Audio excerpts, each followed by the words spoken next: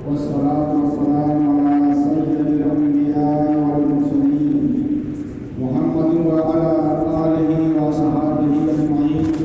أما بعد، عن علي رضي الله تعالى عنه قال: قال رسول الله صلى الله عليه وسلم: إذا كانت ليلة النصف من شعبان فقوموا ليلها وصوموا نهارها، فإن الله ينزل فيها لغروب الشمس إلى السماء الدنيا. حدیث طویل. یہ جو میں نے حدیث پڑھی ہے اس کا تعلق شعبان کی فضیلت اور اہمیت سے، اور ہم ماہ شعبان سے گزر رہے ہیں. یہ بڑی اہمیت والا مہینہ مانا جاتا ہے، شعبان المعظم. وہ شعبان جو عظمت والا ہے، بڑی فضیلت اور بڑے تاریخی واقعات سے معمور ہے یہ مہینہ. اس کو اللہ کے رسول صلی اللہ علیہ وسلم سے خاص نسبت حاصل ہے. بعض روایتوں میں آیا ہے کہ اللہ کے رسول صلی اللہ علیہ وسلم نے فرمایا: شعبان شہری و رمضان شہر اللہ، کہ شعبان جو ہے میرا مہینہ ہے اور رمضان اللہ کا مہینہ ہے. حضرت عائشہ صدیقہ رضی اللہ تعالی عنہا فرماتی ہیں کہ ہم نے رسول اللہ صلی اللہ علیہ وسلم کو نفلی روزوں کا اہتمام کرتے ہوئے کسی بھی مہینے میں نہیں دیکھا جتنا کہ آپ شعبان کے روزوں کا اہتمام فرمایا کرتے تھے. تقریباً پورا مہینہ روزہ رکھتے، اور کسی مہینے میں اتنا زیادہ اہتمام روزہ رکھنے کا، عبادت کرنے کا نہیں کرتے. ایک روایت یہ بھی ہے کہ اللہ کے رسول صلی اللہ علیہ وسلم نے فرمایا کہ رجب اور رمضان کے درمیان ایک ایسا مہینہ ہے جس کی عظمت سے لوگ غافل ہیں. ابھی جو میں نے حدیث پڑھی ہے حضرت علی رضی اللہ تعالی عنہ کی روایت کردہ ابن ماجہ کی روایت ہے. اس میں اللہ کے رسول صلی اللہ علیہ وسلم نے شعبان کی عظمت کو بیان فرمایا. یہ عبادت کا مہینہ اور اللہ کی خصوصی عنایت اللہ کے بندوں میں اس مہینے میں ہوتی ہے. اور ہم سبھی لوگ جانتے ہیں کہ اس مہینے میں ایک رات جو شب برات کے نام سے مشہور ہے، 15ویں شعبان کی رات، یہ بڑی برکت والی. بزرگان دین کے یہاں روایتوں کے اعتبار سے احادیث جو اگرچہ اپنی سند کے اعتبار سے ضعیف ہیں لیکن فضائل سے متعلق اس قدر ہے کہ اس رات کی اہمیت کو بزرگوں نے تسلیم کیا ہے کہ وہ رات عبادت کی رات ہے، استغفار کی رات ہے، اور اس رات میں اللہ تعالیٰ کی طرف سے مغفرت کے پروانے تقسیم کیے جاتے ہیں اور رزق میں اضافہ کیا جاتا ہے، عام بخشش ہوتی ہے. حضرت اسامہ ابن زید رضی اللہ تعالی عنہما اور دوسرے حضرات صحابہ کی روایتوں سے یہ بھی معلوم ہے کہ شعبان کے اس رات میں اللہ تعالیٰ اتنی مغفرت فرماتے ہیں، اتنے لوگوں کی بخشش فرماتے ہیں، جس طرح بنو کلب کے لوگوں کی بھیڑیوں اور بکریوں کے بال، بھیڑوں اور بکریوں کے جو بال، یعنی کثرت سے مغفرت اللہ تعالیٰ فرماتے ہیں. تو یہ حدیث جو میں نے ابھی پیش کی ہے، اس حدیث میں بھی اللہ کے رسول صلی اللہ علیہ وسلم نے یہی فرمایا کہ جب 15ویں شعبان کی رات آئے وقوموا لیلہا، تو اس رات کی عبادت کرو، اس رات میں جاگو، اللہ کے سامنے کھڑے ہو کر کے عبادت کرو، تلاوت کرو، استغفار کرو، دعائیں مانگو، اللہ کا رزق طلب. اور جب دن ہو جائے تو 15ویں شعبان کا جو دن آئے اس رات کے بعد والا اس دن روزہ رکھا۔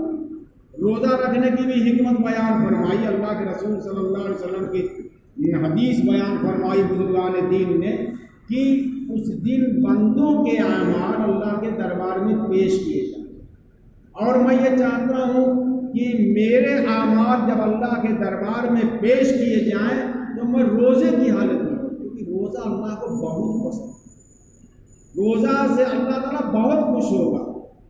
رمضان کے فضیلت کے سلسلے میں حدیث آئی ہے یا صوم لی وانا اجزی بہ، روزہ تو میرے لیے بندہ رکھتا ہے، میں اس کی جزا ہوں یا میں اس کے ذریعے جزا دوں گا، کتنا دوں گا میں اپنی مرضی سے۔ تو روزے کی حالت میں اللہ کے رسول نے پسند فرمایا کہ میرے اعمال اللہ کے دربار میں روزے کی حالت میں پیش کیے جائیں۔ یہ اس رات کی فضیلت، اس مہینے کی فضیلت ہے۔ کثرت سے اللہ کے رسول صلی اللہ علیہ وسلم روزے رکھتے تھے۔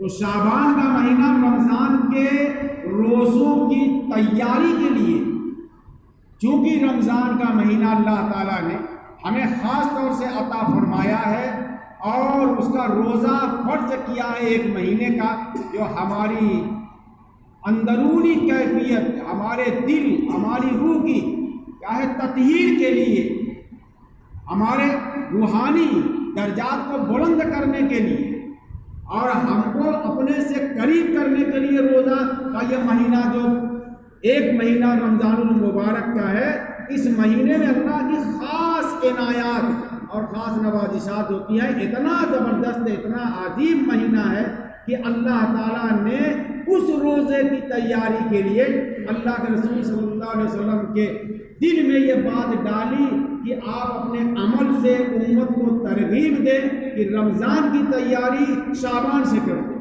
جب ہمارے سامنے کوئی بہت مشکل کام ہوتا ہے، بڑا کام ہوتا ہے، تو ہم اس کی تیاری پہلے سے کرنے لگتے ہیں۔ تو رمضان کے استقبال کی تیاری میں اللہ کے رسول صلی اللہ علیہ وسلم اس مہینے میں اہتمام فرمایا کرتے تھے عبادتوں۔ ابھی یہ درمیان کی جو ایک رات ہے شب برات، حضرت سیدنا عبد القادر جیلانی رحمۃ اللہ علیہ نے اس کی رات کی بڑی فضیلت بیان کی ہے۔ غنیۃ الطالبین کی بڑی مشہور کتاب ہے، اس میں انہوں نے فرمایا کہ یہ برات اس لیے کہا گیا کہ اس رات میں جہنم سے نجات دی جاتی۔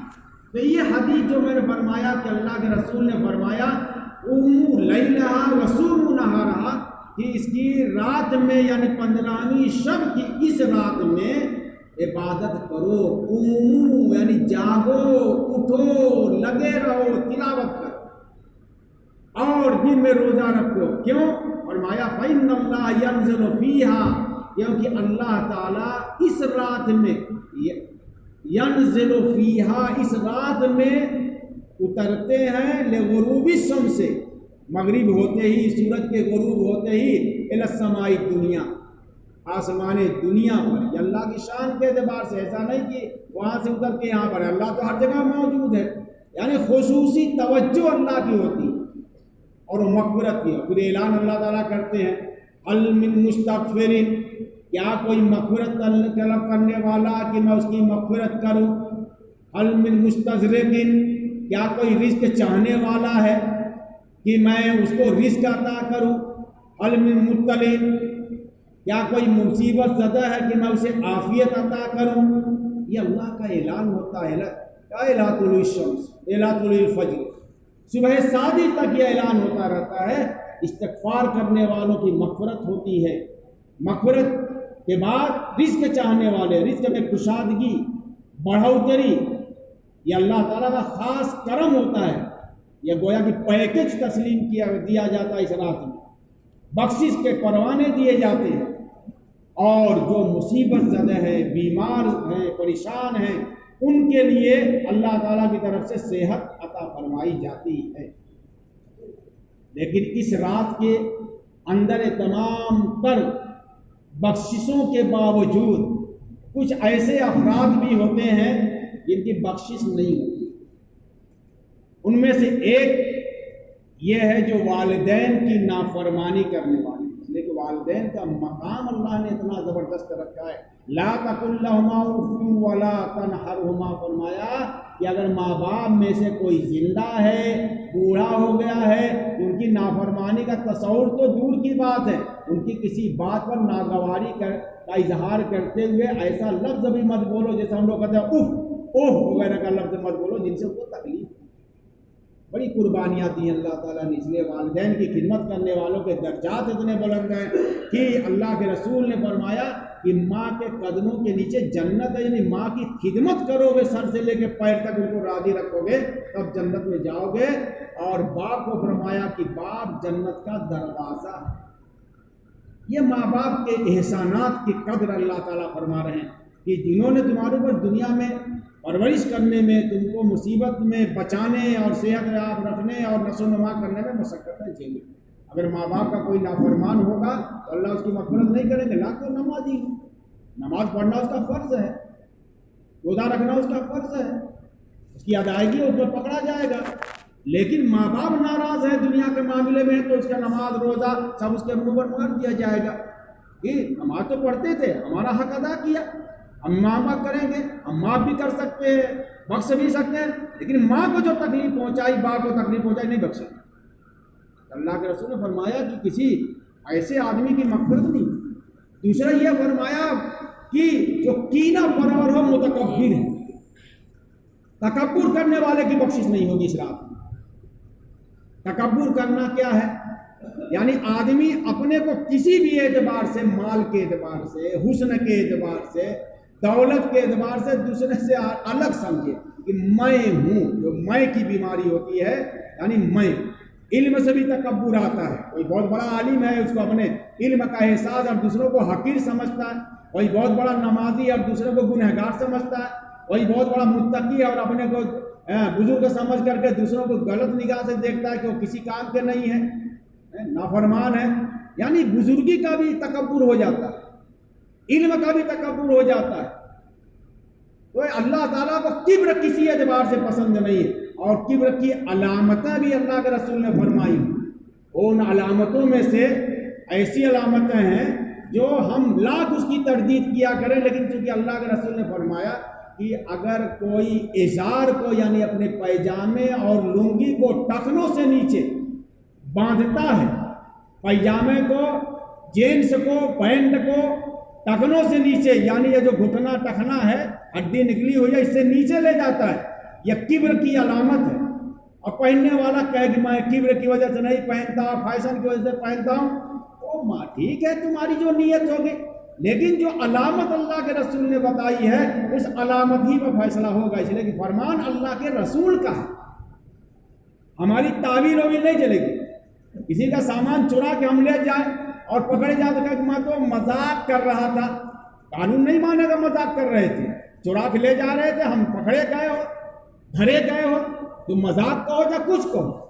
ایسے ہی کبر کی علامت ہے ٹخنوں سے نیچے پیجامہ پہننا اور لنگی پہننا. اب 1-2 انچ کا تو مسئلہ، 1-2 انچ میں اس کی جنت اور دوزخ کا فیصلہ ہو جاتا ہے، نہیں بخشش ہوگی. یہ بھی اللہ کے رسول نے فرمایا.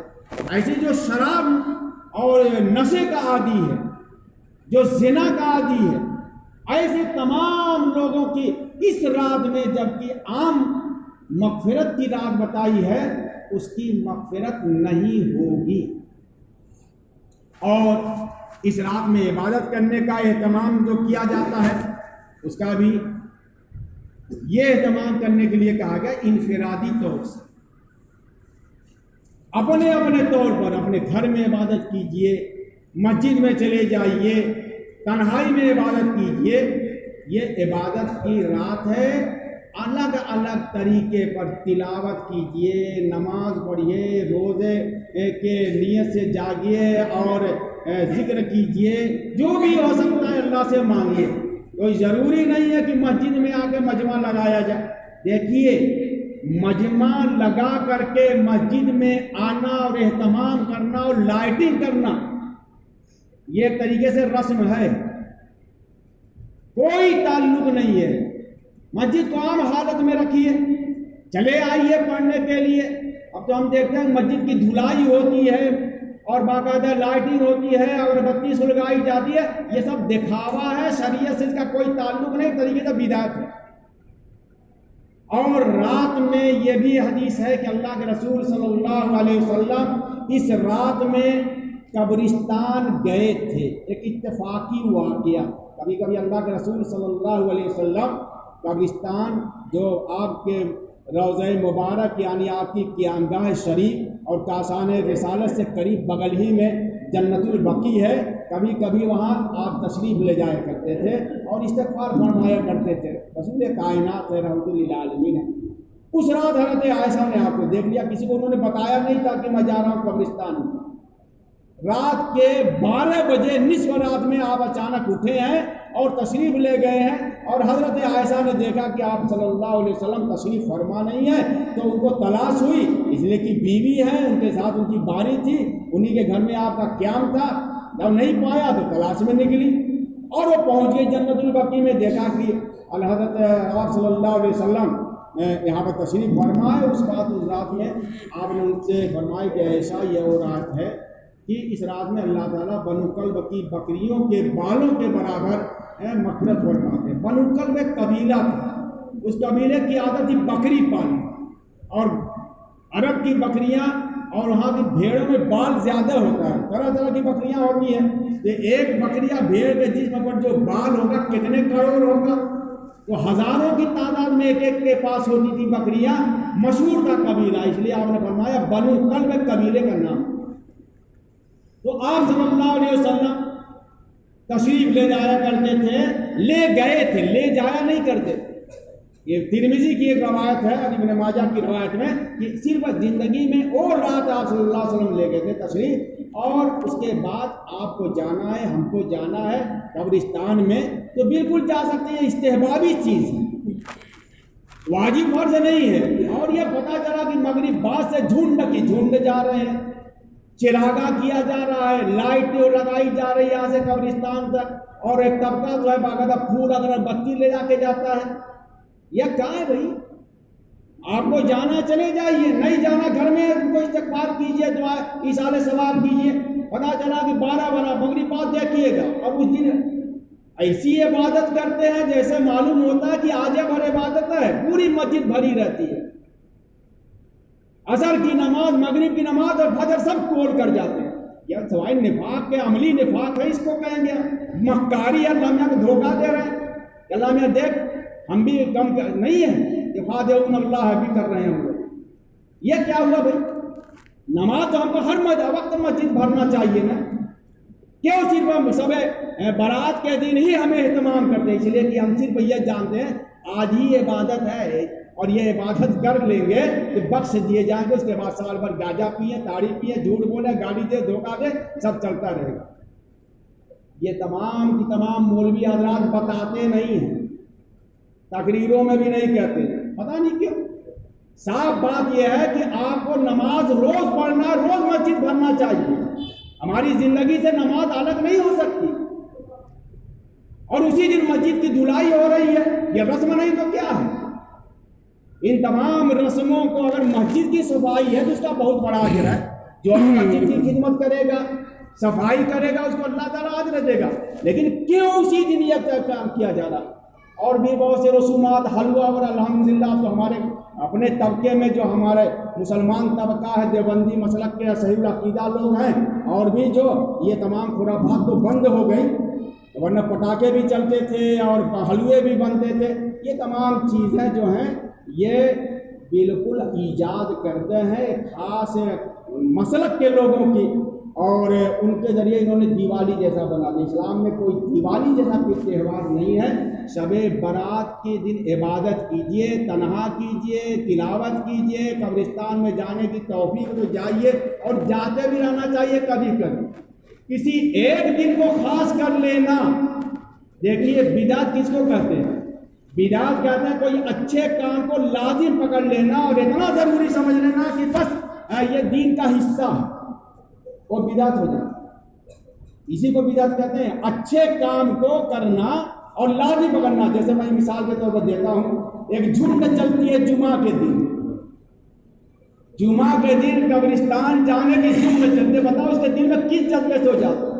अरे कभी दोशंबे को चला जाए, कभी जुमेरात को चला जाए, ये क्या मतलब कि मैं जा रहा हूँ कब्रिस्तान? और बड़ा अफसोस का इजहार भी करने वाले, आज कब्रिस्तान नहीं जा सका। अरे अल्लाह के बंदो, कभी कब्रिस्तान जुमा के दिन चले जाओ, हफ्ते में चले जाओ, यह मामूल बना के जाना, इसी चीज़ों को कहते हैं बिदअत। जाना बुरा नहीं है, लेकिन लाजिम पकड़ के जाना और अफसोस करना कि आज मैं नहीं जा सका, ये बिदअत ऐसे ही दीन में दाखिल होती है और उसके बाद रस्म बनते बनते दीन का हिस्सा बन जाती है और न जाने वाले को लोग बुरा समझने लगते हैं। ये तमाम चीज़ें अल्लाह ताला हम सबको इस शाबान के महीने की कद्र करने की तौफीक अता फरमाए और इन तमाम खुराफात जिसमें हम लोग लगे हुए हैं उससे बचाए। दुनिया क्या कहती है और लोग क्या समझेंगे, इससे कोई मतलब नहीं होना चाहिए। आपकी तबीयत चाहे जाइए, तबीयत न चाहे मत जाइए, घर में बैठ करके आप अपने मुर्दों के लिए रोजाना इशारे सवाल कीजिए। ये तो अल्लाह नीयत देखता है। इतनी तो तौफीक नहीं होती कि आधा पारा मस्जिद में बैठ करके वालिदैन को इशारे सवाल करते और गर्मी में, बरसात में, जाड़े में जाके कब्रिस्तान पर जाइए और 2-3 शादी सूरह भी याद नहीं होती होगी और ज़्यादा कुल्ला पढ़ के चले आते होंगे, हंसते कहे लगाते चले आए। अभी कब्रिस्तान जाने का मतलब है इबरत हासिल करना कि हमको भी इसी दिन आना, ज़िंदगी में तब्दीली आना चाहिए। वाक़िर दावाना अनिल हम्दुलिल्लाहि रब्बिल आलमीन।